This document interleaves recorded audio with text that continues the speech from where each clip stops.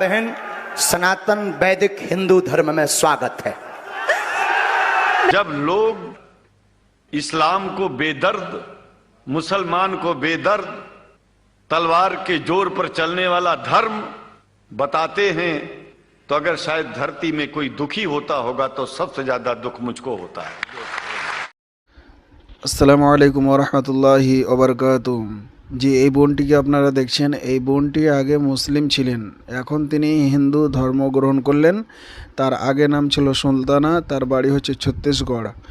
এই বাবা ভাগেশ্বর কাছ থেকে সে হিন্দু ধর্ম গ্রহণ করলো, ইসলাম ধর্মকে ছেড়ে দিল। কারণ সে বলছে যে ইসলাম ধর্ম ভালো ধর্ম নয়, খারাপ ধর্ম। ইসলাম ধর্মে মেয়েদের কোনো সম্মান দেওয়া হয় না, ইজ্জত দেওয়া হয় না। এ সম্পর্কে আমরা কি বলছেন এবং সুলতানা বোনটাকে তিনি কি বলছেন আমরা শুনবো সম্পূর্ণ ভিডিও। ততক্ষণে আপনারা সম্পূর্ণ ভিডিও দেখেন, তাহলে অনেক কিছু জানতে ও বুঝতে পারবেন। এতক্ষণ আমরা শুনলাম বাবা বাগেশ্বর আর ওই আমাদের বোন যিনি হিন্দু ধর্ম গ্রহণ করেছেন, তিনি তো বললেন যে ইসলাম ধর্মে মেয়েদের কোনো সম্মান দেওয়া হয় না, মেয়েদের কোনো ইজ্জত দেওয়া হয় না।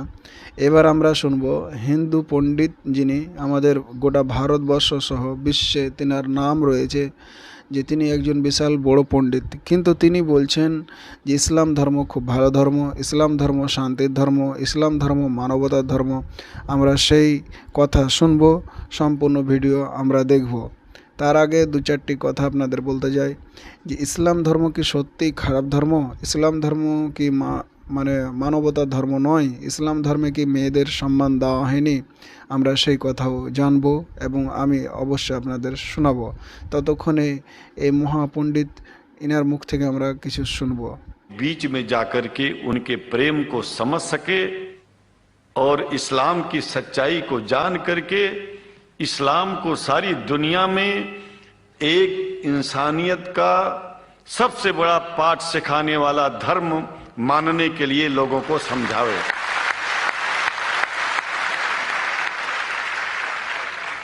जब लोग इस्लाम को बेदर्द, मुसलमान को बेदर्द, तलवार के जोर पर चलने वाला धर्म बताते हैं, तो अगर शायद धरती में कोई दुखी होता होगा तो सबसे ज्यादा दुख मुझको होता है। ये न सच्चाई है और न कभी ये सच्चाई हो सकती है। जिस इस्लाम ने पहला कलमा ही कुरान शरीफ का ये बताता है कि नहीं है इबादत के काबिल सिवाय परमात्मा के और कोई, ला इलाहा इल्लल्लाह मोहम्मद रसूल अल्लाह। भला आप बताइए, वेदों का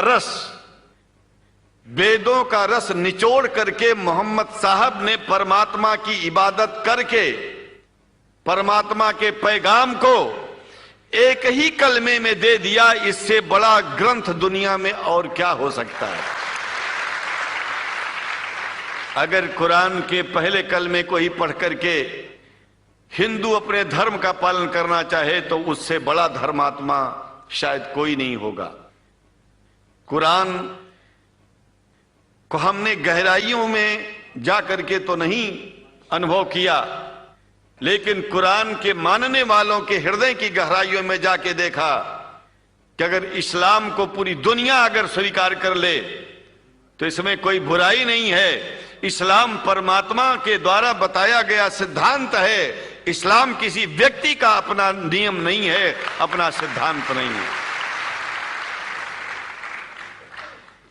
कुछ लोग भेदभाव पैदा करने के लिए इस धरती पर मुसलमानों को बेदर्द कह देते हैं, इस्लाम को बुरा कह देते हैं। मैं कहता हूं उनसे बुरा इस दुनिया में कोई नहीं है। वो शैतान के बच्चे हैं, खुदा के बच्चे नहीं हैं।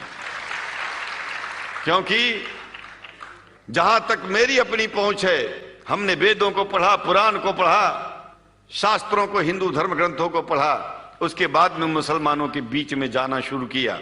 हमने मुसलमानों से हाथ मिलाया तो हमारा विरोध किया गया। ये अंडा खाने वालों से हाथ मिलाते हैं, शंकराचार्य कैसे हैं? अरे हमने कहा कि तुम्हारी समझ में नहीं आ रहा है। वो 5 बार इबादत कर लेते हैं खुदा की, तुम घास खाते हो और एक बार भी इबादत नहीं करते हो, तो तुमसे बड़ा अधर्मी दुनिया में कौन है? तुम अपने अधर्म को देखो। किसी के पवित्रता के सिद्धांतों का विरोध करना पहला अधर्म है। आप क्या खाते हैं, कैसे रहते हैं, अगर हमें आप दुखी नहीं करते हैं तो आपसे बड़ा इंसान दुनिया में कोई नहीं है। हम घास खाएं और आपके दिल को चोट पहुंचाएं तो हमसे बड़ा अधर्मी कोई नहीं है दुनिया में। कहने का तात्पर्य सिर्फ एक है कि मैंने ये अनुभव किया है कि ये मैं एक बात जो मैंने देखा है, आप लोगों से जो प्रेम मुझे मिलता है, लोग पूछते हैं कि आप मुसलमानों में क्यों जाते हो, आप तो शंकराचार्य हो। हमने कहा कि भाई मुसलमानों से पूछो कि हमसे इतना प्रेम क्यों करते हैं। वो हमसे जो प्रेम करेगा हम तो जाएंगे। कहा फिर क्या हम प्रेम नहीं करते क्या? हमने कहा कि हम तो तुम्हारे बीच में पैदा हुए और तुम मुसलमानों से प्रेम नहीं करते, इसलिए हम तुमसे प्रेम नहीं करते। मैं आप लोगों के बीच में आकर के एक बात बताता हूं। कुछ समय से हिंदू धर्म के नाम पर कुछ संस्थाएं हिंदू मुसलमानों में भेद पैदा करने के लिए कुछ ऐसा कार्य किया जिसकी वजह से आम हिंदू, सीधा साधा हिंदू बेचारा जान ही नहीं पाता है इस्लाम क्या है और सनातन धर्म क्या है। सनातन धर्म और इस्लाम में कोई भेद नहीं है और हिंदू धर्म तो कोई धर्म ही नहीं है। सनातन धर्म धर्म है और शायद जो संस्कृत का सनातन शब्द है, अगर किसी भाषा में उसको इस्लाम कहा जाए तो कोई बुरी बात नहीं है। इस्लाम और सनातन में कोई भेद नहीं है, क्योंकि परमात्मा एक है, परमात्मा सबका है। ये संदेश ऋषियों मुनियों ने दिया और यही संदेश, परमात्मा का भेजा हुआ संदेश, स्वयं हमारे मोहम्मद साहब ने इस पैगाम को हमको दिया। तो हम भेदभाव क्यों करें? यहां पर भारत का मुसलमान, एक बात बिल्कुल मैं स्पष्ट बता रहा हूं आपसे, अगर भारत का मुसलमान सो गया तो भारत सो जाएगा।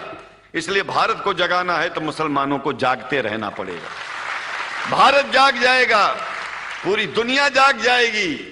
यह भी मैं जानता हूं कि भारत के सच्चे हिंदुओं को, जो सच्चे सनातन धर्मी हैं, उनको मुसलमानों से प्रेम चाहिए, उनको मुसलमानों से भेद नहीं चाहिए। अगर कोई अच्छा हिंदू है, सच्चा हिंदू अपने को कहता है, तो पहले तो सनातन धर्म को मानता हो। अगर हिंदू की परिभाषा सनातन धर्म से हट करके कोई परिभाषा है तो ऐसे हिंदू धर्म को मैं तिलांजलि देता हूं। हिंदू धर्म कुछ नहीं है। फिर हिंदू धर्म वही है जो वेद को माने, पुराण को माने और सनातन को माने। सनातन धर्म धर्म है और उस धर्म को न मान के अपनी एक नई व्यवस्था चलाना शुरू कर दे, इसका मतलब यह है, और नाम भगवान का ले। एक बात और बता देता हूं, भगवान कोई आदमी की तरह नहीं है कि रोज रोज नियम बदलेगा। रोज रोज नियम बदलना आदमियों का काम है। हमारे पूर्व प्रधानमंत्री साहब, मुझे दुख होता है कभी कभी, यद्यपि लोग ये न समझ बैठे कि मैं उनका विरोधी हूं। विरोधी नहीं हूं, लेकिन उनको खुद सनातन धर्म की परिभाषा नहीं आती है। विदेश में जाकर के हिंदू धर्म की गलत परिभाषा कर दी है।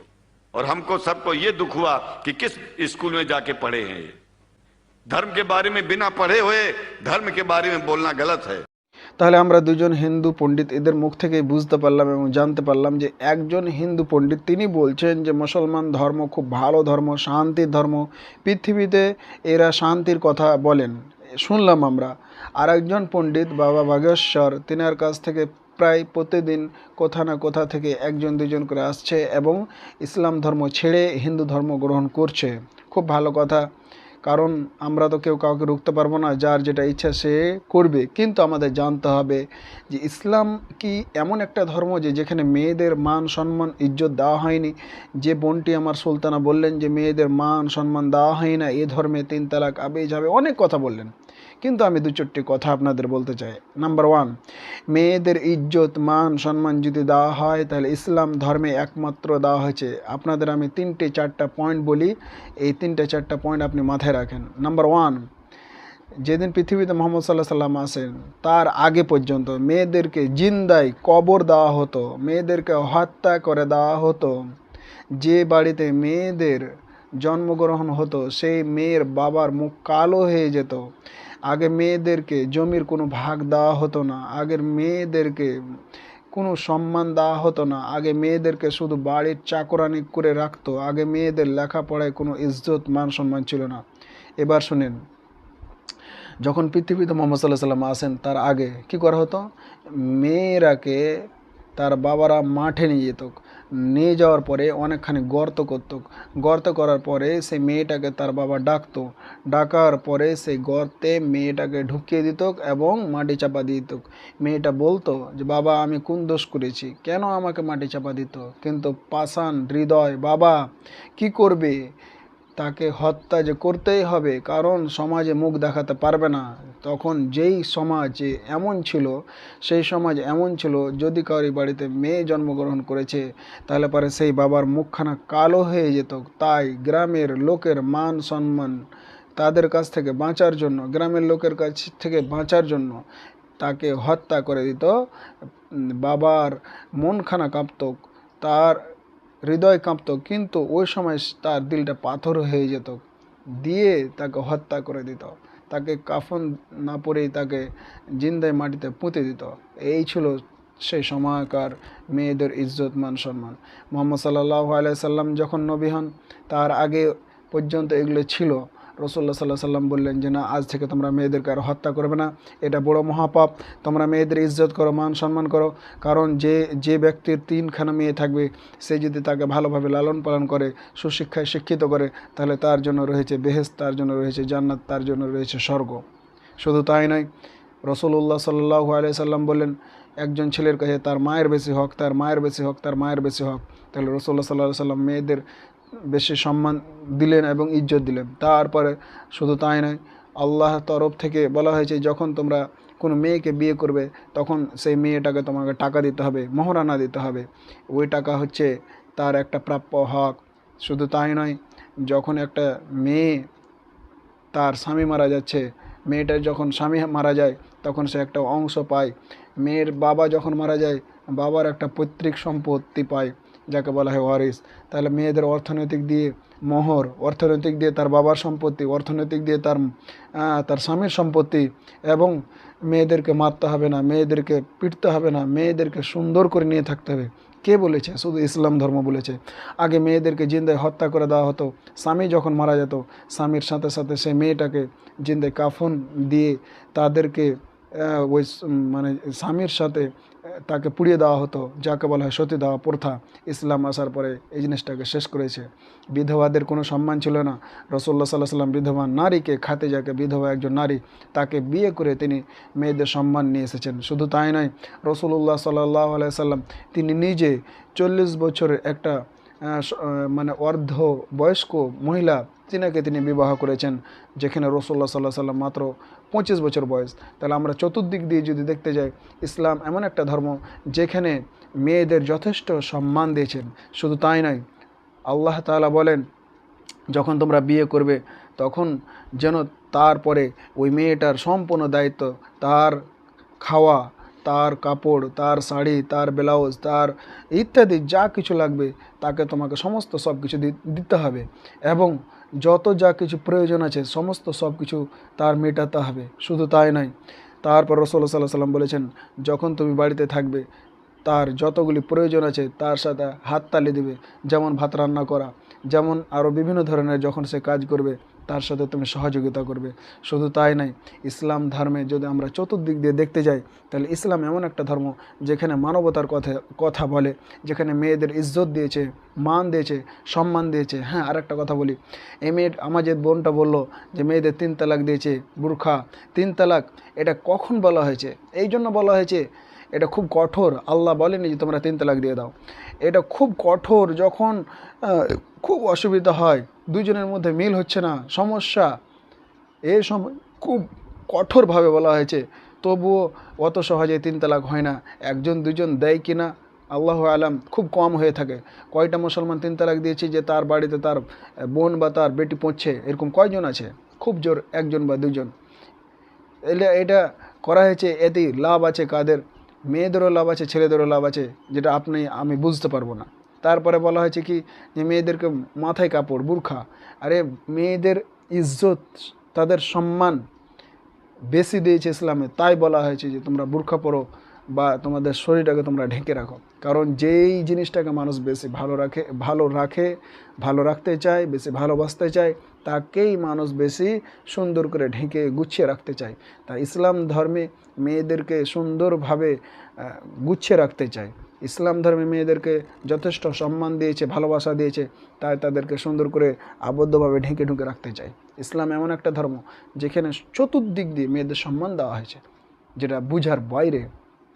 ইসলাম এমন একটা ধর্ম যেখানে মেয়েদেরকে সমান অধিকার দিয়েছে লেখাপড়ার, পর্দার সহিত।